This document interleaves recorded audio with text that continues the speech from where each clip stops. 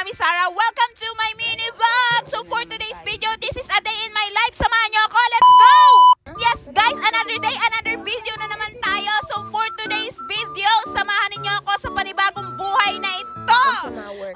Yes, itong buhay na hiram, of course. So ngayon nga, ganito ang eksena natin. So for today's video guys, nag-decide kaming paliguan si Maxi baby. So ang eksena guys, 2 days na siyang natutulog dito sa kabilang bahay para makapag-stretch siya at malawak-lawak ang kanyang matatakbuhan.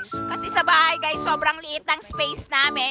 So as you can see, dun kila mami, malawak ang kanilang balkonahe. So si Max, malawak-lawak ang kanyang gagalaan. So ngayon nga, ang eksena guys, dito kami nagdayo sa bumbahan sa baba para unlimited ang waterette. Yes, of course. Sino ba naman ang gustong magligo ng bitin ang water? Diba? Lahat naman tayo gustong maligo na unlimited ang tubig. Kasi guys, dito sa amin, ang hina ng buhos sa gripo guys.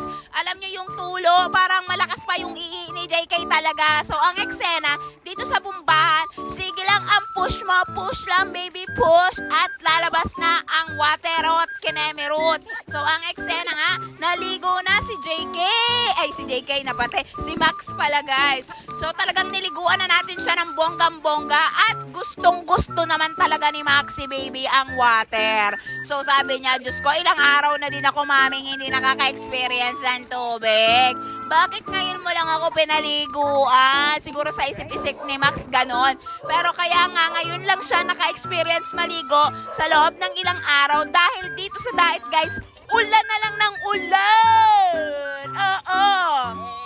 Yes, you heard me right. Ulan na lang talaga ng ulan dito. Kaya ang eksena, hindi natin siya mapaliguan madalas dahil laging malamig ang klima. So ngayon naman guys, thankful naman kami dahil mainit ang panahon kaya mapapaliguan natin siya. At ito na nga, nagpapasuklay na siya. Gustong-gusto niya yun, sinusuklayan siya.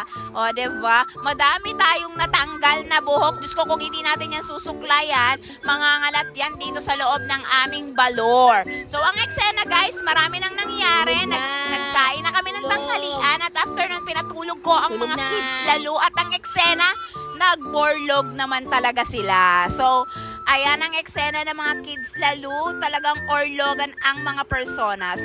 So after nila mag-orlog, naggising na talaga sila. And nung pagising nila guys, ako naman ay magtitiklop ng aming mga sinampay.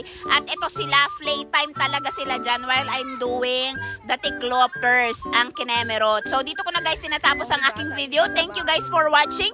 See you on my next mini vlog. Don't forget to like, comment, and share. Follow and subscribe to watch more videos. Paalam!